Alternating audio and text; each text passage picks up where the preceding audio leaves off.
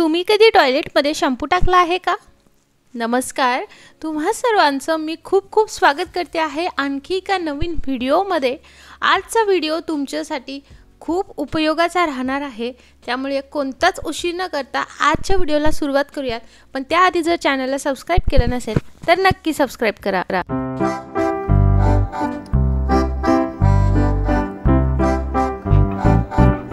आता बघा, टॉयलेट हे आपल्याला रोज साफ करावं लागतं, कारण त्याचं हायजीन किंवा त्याचं क्लीनिंग मेंटेन राहणं खूप महत्त्वाचं असतं। आणि त्यासाठी आपण आज एक मॅजिकल सोल्युशन बनवणार आहोत।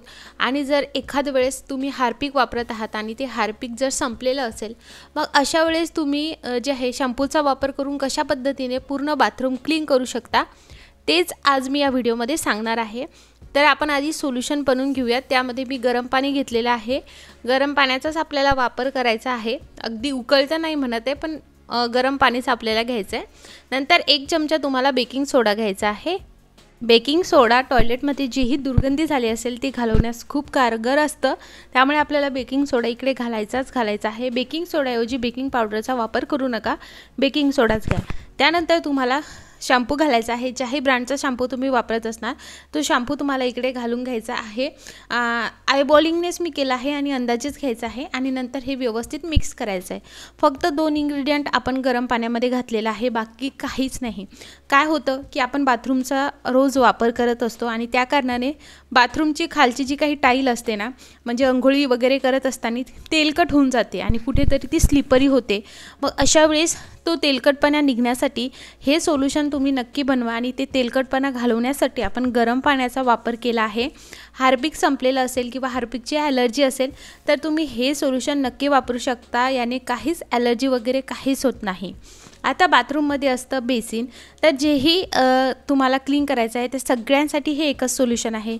बेसिन असेल, टॉयलेट असेल, बाथरूम असेल, टाईल्स असतील, सगळं क्लीन करण्यासाठी तुम्हाला हे सोल्युशनचा वापर करायचा आहे। संपूर्ण बाथरूममध्ये आपल्याला हे पसरवून घ्यायचं आहे। जर खाली टाईल्सवरती तुम्हाला असं वाटलं की सोल्युशन कमी पडलेलं आहे, तर मग अशा वेळेस तुम्ही काय वापरू शकता हे मी तुम्हाला समोर सांगणार आहे। फक्त 2 मिनटं तुम्हाला याला रेस्टिंग टाईम द्यायचा आहे, अगदी क्लीन निघतं। नंतर ज्या पद्धतीने तुम्ही साफ करता, हातात ग्लोव्ज घालायचे असेल घालू शकता, पण ॲज सच अशी काहीच याची ॲलर्जी होत नाही। जशी की हार्पिकने इरिटेशन वगैरे होतं, इचिंग होते, तसं यानं काहीच होत नाही। आणि बघा, भरपूर पिवळे डाग झाले असतील तर त्यासाठी आपण अगदी वेगवेगळे उपाय केलेले आहे। त्या सगळ्यांची लिंक तुम्हाला खाली डिस्क्रिप्शन बॉक्सला नक्की मिळेल, तुम्ही तिकडे जाऊन चेक करू शकता। आणि सगळ्यात महत्त्वाचं, फक्त 2 वस्तूंचा वापर आपण केला आहे, ज्या वस्तू कधीही घरामध्ये अगदी अवेलेबल असतात। त्यामुळे हे जो काही आपण उपाय बनवला आहे तो नक्की करून बघा आणि तुमचा अनुभव कमेंटमध्ये शेअर करा। 2 मिनटं आपण हे ठेवल्यानंतर सोल्युशन रेस्ट ठेवल्यानंतर आपल्याला हे घासून घ्यायचं आहे ब्रशने वगैरे, आणि हे अगदी क्लीन निघतं। आता सेम पद्धतीने मी टॉयलेट सीट घासून घेतलेला आहे, त्यानंतर मी बेसिन वगैरे घासून घेते आहे।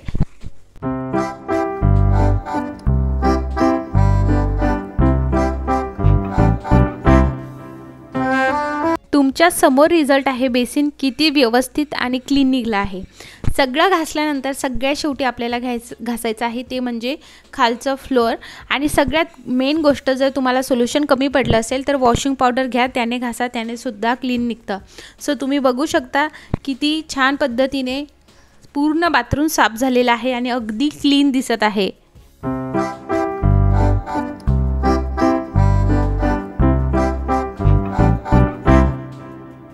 तर बाथरूमच नाही तर त्याच्या टाईल्स ज्या आहेत त्या सुद्धा साफ झाल्या आहेत, त्याचा तेलकटपणा पूर्ण निघून जातो। सो नक्की शॅम्पूचा वापर अशा पद्धतीने करा। ते जे काही सोल्युशन बनवलं ते आपण फक्त बाथरूम क्लीन करण्यासाठी नाही, तर गॅलरी वगैरे किंवा फरशी वगैरे तुम्हाला साफ करण्यासाठी, पुसायची असेल तर पुसून घेण्यासाठी सुद्धा करू शकता।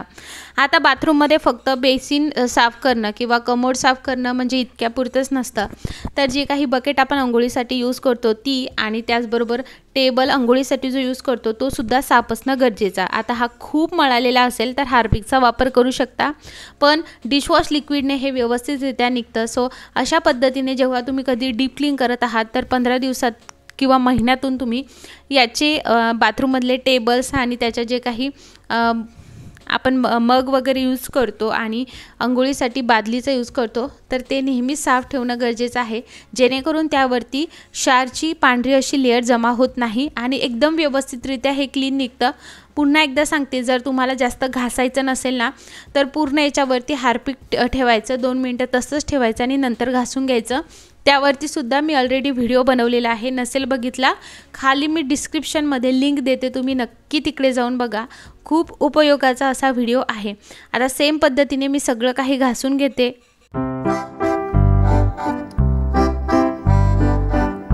तो तुम्ही इकडे बघू शकता किती क्लीन असा टेबल निघालेला आहे. सगळं त्याच्यावरचं चिकटपणा निघून जातो, मळकटपणा निघून जातो. नक्की अशा पद्धतीने क्लीन करून बघा. आणि अशा पद्धतीने बाथरूम डीप क्लीन झालं तर लवकर खराबसुद्धा होत नाही. आणि रोज रोज जर तुम्ही अगदी हात जरी फिरवला ना, तर तुम्हाला जास्त डीप क्लीन करण्यासाठी जास्त एफर्टसुद्धा घ्यावे लागत नाही. सो हा व्हिडिओ तुम्हाला कसा वाटला मला कमेंट करून नक्की सांगा. आणि कशा रिलेटेड व्हिडिओ हवा आहे हेही मला तुम्ही कमेंटमध्ये नक्की सांगा. बादलीसुद्धा व्यवस्थितरित्या डिशवॉश लिक्विडचाच वापर करून बादली आणि मग मी जी आहे स्वच्छ अशी धुवून घेतलेली आहे. सो संपूर्ण बाथरूम साफ झालेला आहे. हे झाल्यानंतर नक्की अंघोळ करायची, हेड बाथ घ्यायचा आणि आपण सुद्धा स्वच्छ व्हायचं. सो आय होप हा व्हिडिओ तुमच्यासाठी खूप उपयोगाचा ठरला असेल. असेच नवनवीन व्हिडिओ बघण्यासाठी आपल्या चॅनलला सबस्क्राईब करून बेल आयकॉन नक्की ऑल करा. चला तर मग मंडळी, भेटूयात पुढच्या व्हिडिओमध्ये. हा व्हिडिओ बघितल्याबद्दल खूप खूप आभार.